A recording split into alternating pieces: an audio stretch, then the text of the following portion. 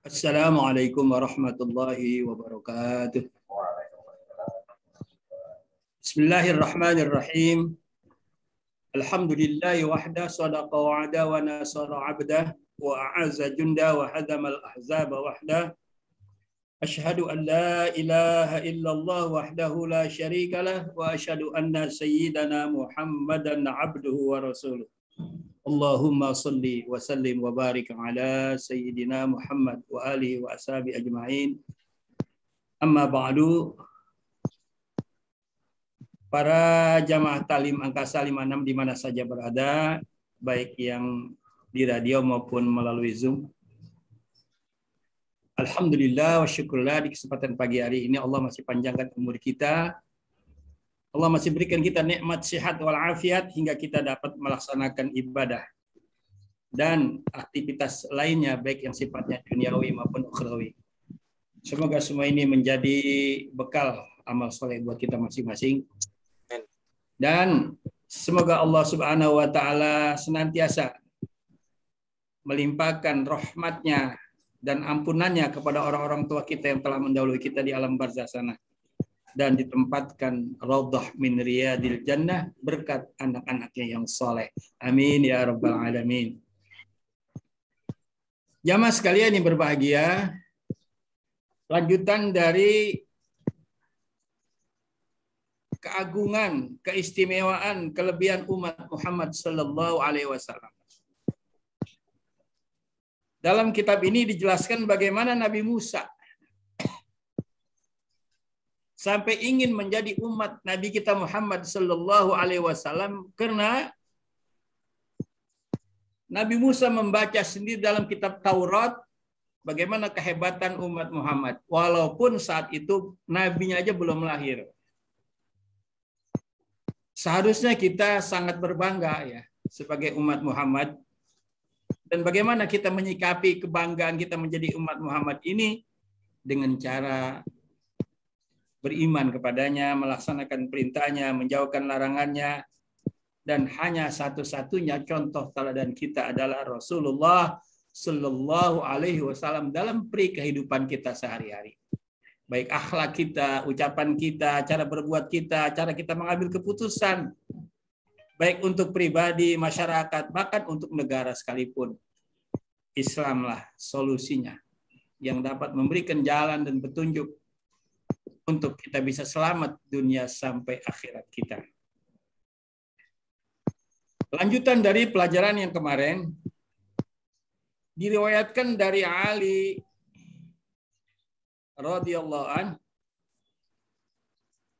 ketika ia sedang duduk-duduk bersama sahabat lainnya di hadapan Nabi kita Muhammad sallallahu alaihi wasallam, datang serombongan Yahudi.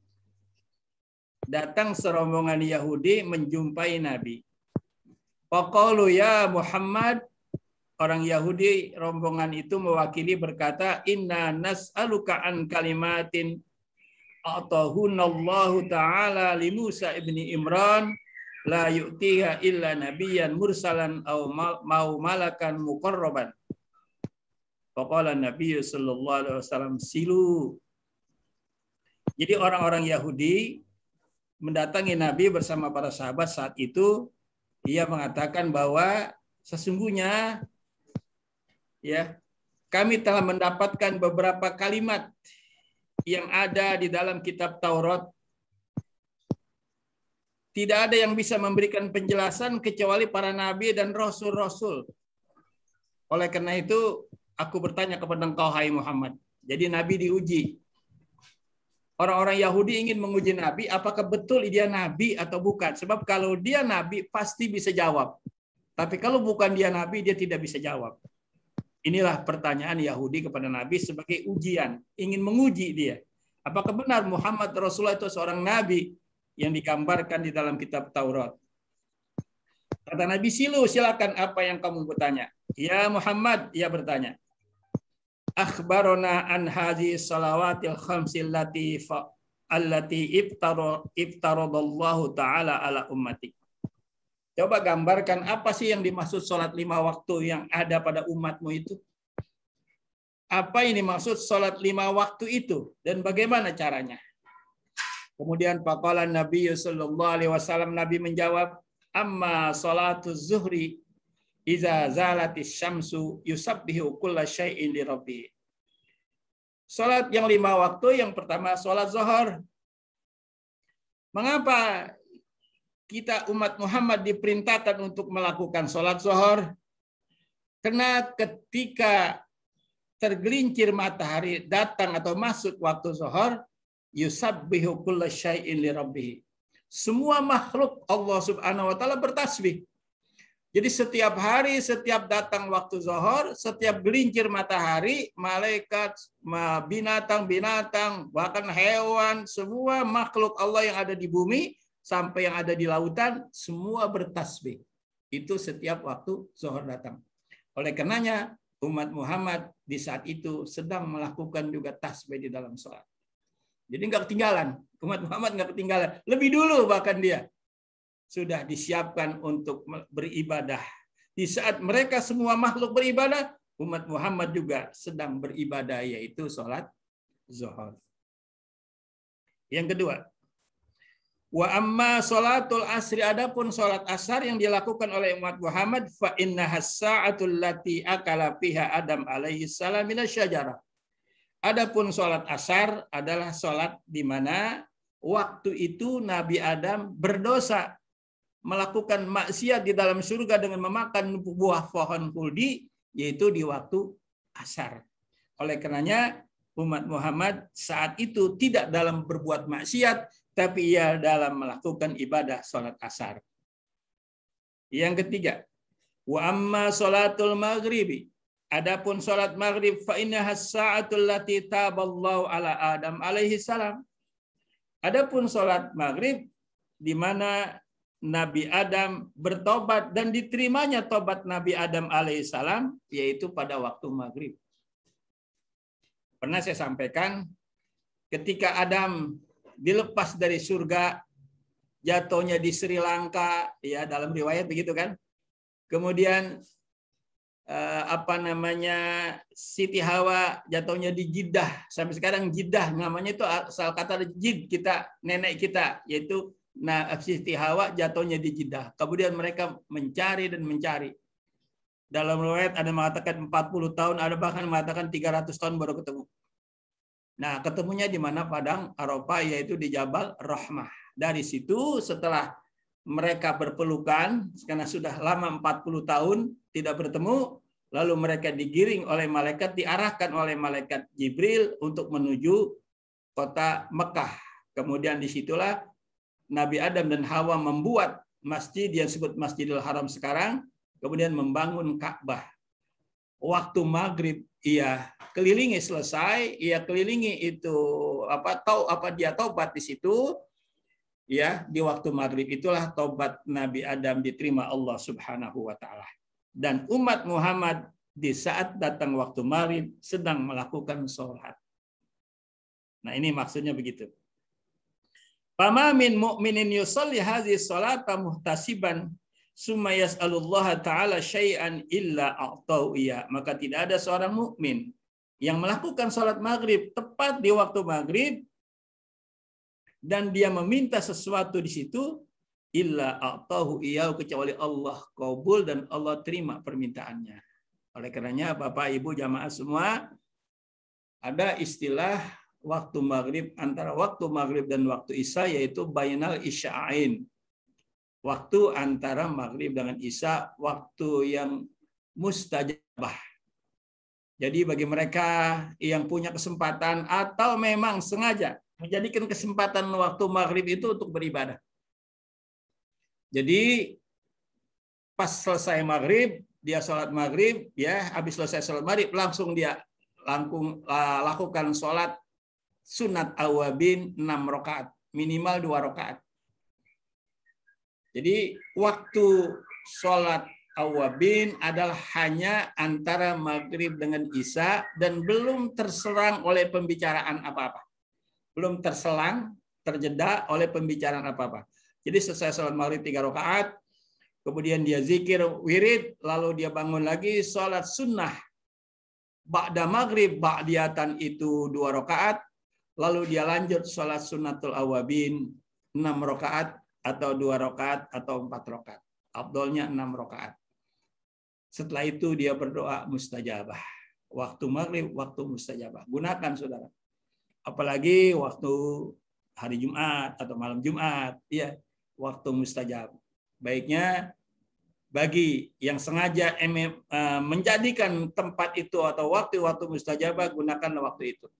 Dengan banyak berdoa pada Allah, kita banyak kebutuhan ya untuk kepentingan kita, keluarga, anak, bahkan kepentingan negara. Sekalipun kalau kita menjabat di sana, berdoalah di waktu yang pertama setelah siang berlalu datang waktu maghrib, itulah waktu yang mustajabah.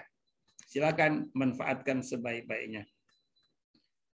Wa amma salatul atamah, adapun salat Isya, fa innaha salatun shallahal mursaluna qabli. Adapun waktu Isya, umat Muhammad diperintahkan untuk salat, kata Nabi, itulah salat nabi-nabi terdahulu.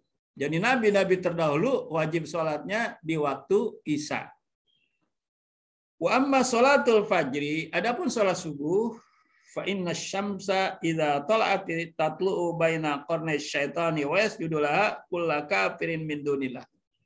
Adapun salat subuh, karena apabila matahari terbit atau menjelang matahari terbit, para syaitan, iblis, semua yang orang-orang kafir yang menyembah selain Allah, mereka menyembahnya pada saat itu.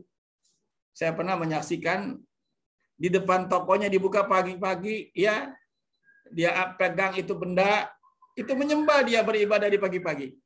Tapi sesudah matahari terbit atau menjelang matahari terbit, ada yang menyembah matahari, sama kan? Nah, umat Muhammad mendahului gitu. Sebelum datang mereka pada beribadah, tapi umat Muhammad sudah melakukan sholat subuh di awal waktu. Inilah kehebatan. Jadi kita selalu melakukan hal-hal yang penting lebih dahulu daripada mereka atau umat-umat dahulu, atau daripada mereka yang menyembah selain Allah Subhanahu wa taala. Jadi kita lebih dulu, saudara. Kita lebih hebat jadinya begitu. Apa yang kita lakukan lebih dahulu daripada mereka melakukan itu. Makanya saudara, jadi kalau sholat subuh ya sudah menjelang matahari terbit, itu sholatnya sama setan. Ya, berbarengan sholatnya sama syaitan. Tasyabbuh dia. Jadi takut-takut nanti kita termasuk rombongan. Orang yang sholat subuhnya kesiangan mulu, takut-takut nanti dianggap mereka adalah rombongan syaitan. Na'udzubillah. Oleh karena sholat subuh tepat waktu. Sekarang subuh jam 4:14 menit sudah subuh, ya kan? Alangkah indahnya saudara kalau kita bangun jauh sebelum waktu subuh. Kita sudah istighfar, kita sholat tahajud, kita sudah baca Quran, kita sudah baca zikir, kita sudah sholat ya Allah, kita baca salawat dan sebagainya. Indah saudara, kalau ini bisa kita lakukan setiap hari. Amin ya rabbal alamin. Kemudian saudara-saudara sekalian sudah selesai itu. Apa jawab Yahudi? Sadaqta ya Muhammad, benar engkau ya Muhammad. Jadi dia ingin menguji. Orang Yahudi ingin menguji siapa itu Nabi, apa benar? Ternyata jawaban Nabi tepat seperti apa ya yang dijelaskan di dalam kitab Taurat. Orang Yahudi. Kemudian dia bertanya lagi, Pama sawabu man shalla, apa pahala sholat tersebut tadi 5 waktu itu ya Muhammad? Nabi menjawab, qala Nabi sallallahu alaihi wasallam, amma salatuz zuhri, adapun salat zuhur, fa inna sa'atul lati tash'uru fiha jahannam. Waktu zuhur itu, Yahudi, adalah waktu di mana dinyalakannya api neraka.